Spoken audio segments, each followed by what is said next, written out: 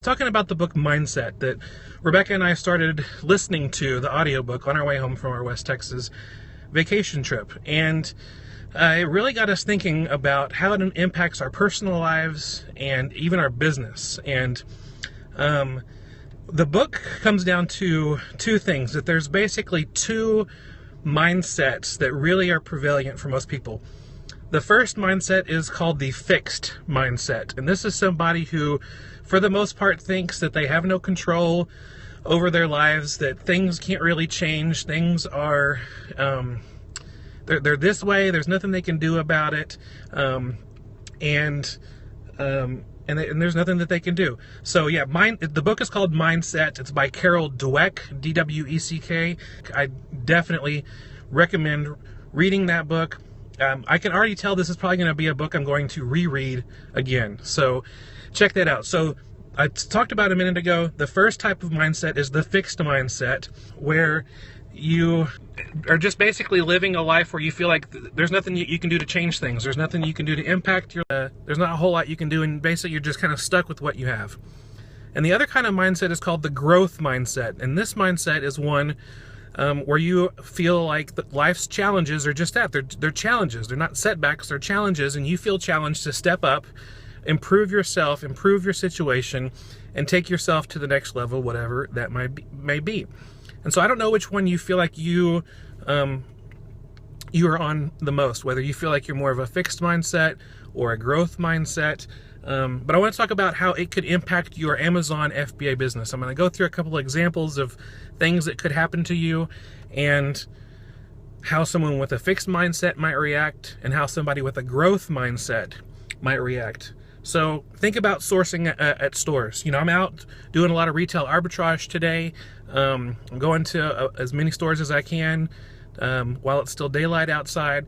But there were times in the past where I would go to a store and I wouldn't find anything, and or maybe I would find one or two things, and I just got discouraged, and I pretty much just wanted to go home.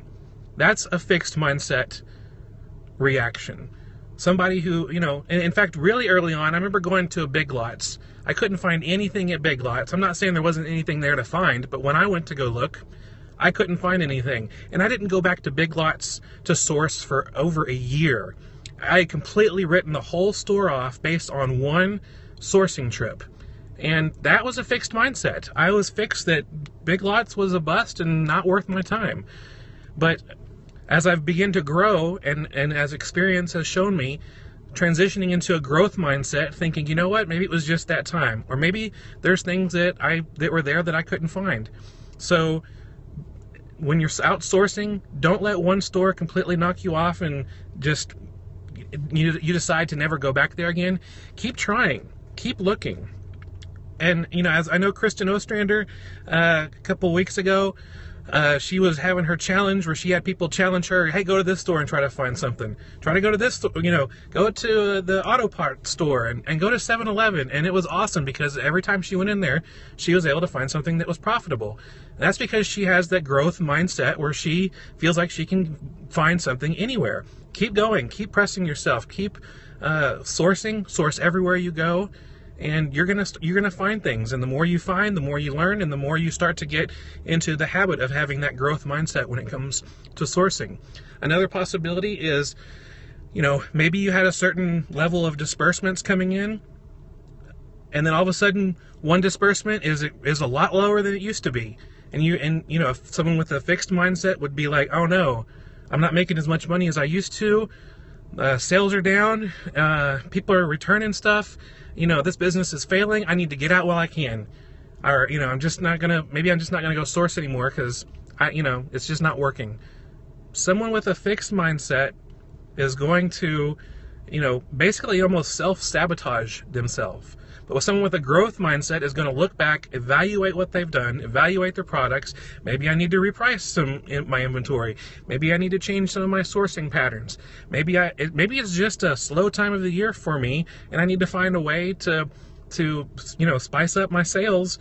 Like maybe you're having a slow time during the summer. Well, what are some things that I can focus on next year during next summer that I'm ready to have some better sales? So that really helps. So Another possibility is, maybe you have an item and it cost you like $75 to purchase, but you're going to sell it for like $200. And you sell it and you're all excited, and then 2 weeks later you get that dreaded email that the customer wants to return that item, and you're like, ah, and you're just like, and it says customer damaged, and they just don't want it anymore. Now it's no longer brand new, and you're like, someone with a fixed mindset is going to say, you know what, I'm not going to source high-priced items anymore. It's just not worth the risk. But someone with a growth mindset says, you know what, I'm going to have that item sent back to me. I'm going to check to make sure it's actually, open. I could probably even sell it as collectible or used, depending on what category you're wanting to sell it in, and still make most of my investment back, selling it as collectible like new. And so, and if it actually is damaged, there's still the possibility of taking it back to the original store that you purchased it at if it was damaged. Or maybe finding a way, maybe it was damaged during transit and you can have UPS reimburse you. So exactly what, Kristen Ostrander says, that the higher the risk, the higher the potential reward. Risk equals rewards. And so, with a fixed mindset, you can let having a high-priced item being returned stop you from buying more high-priced items, or you can find a way to, let's figure it out, dissect what went wrong so that we can move forward, move ahead. One of the biggest things that a lot of people get frustrated with about Amazon is the competition lowering the price. This item was selling for like $20 for like 3 years, and now it's down to like $8, and the ROI is gone. Some people with a fixed mindset are just going to think, you know what, this isn't working. I'm going to lower my price, dump my stuff, and not buy items like that anymore. I'm not going to go deep on items anymore. I'm just, but someone with a growth mindset, again, is going to try to evaluate the situation, see what's going on, how they can improve upon it next time, and grow. Maybe there was a mistake that was made, but that can be learned upon and improved upon so that things can go better next time. And then, of course, one of the biggest things is when Amazon comes in and changes the rules. Amazon, like when I first started Amazon, FBA, there were so many categories that were ungated. I got grandfathered in just because I was, already selling grocery when grocery became gated, or health and personal beauty products. I was grandfathered in because I was already selling. But a lot of people, when those categories closed, were like, okay, that's it. That's the end of my business. I'm not going to be able, even though they weren't selling those items before. I don't understand the thought process of some people, but that's just a lot of times how they were brought up and the habits that they have with the ways that they think. But a growth mindset goes, okay, let's see how I can get ungated. Maybe there's a service out there that will ungate me. I was never selling clothes or shoes or luggage or anything like that before, so those categories were gated for me, but I found a way to get ungated.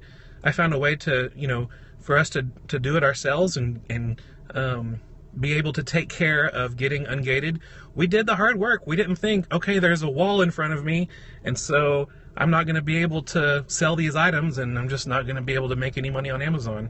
No, the growth mindset pushes you forward, helps you to dissect what's going on, and overcome.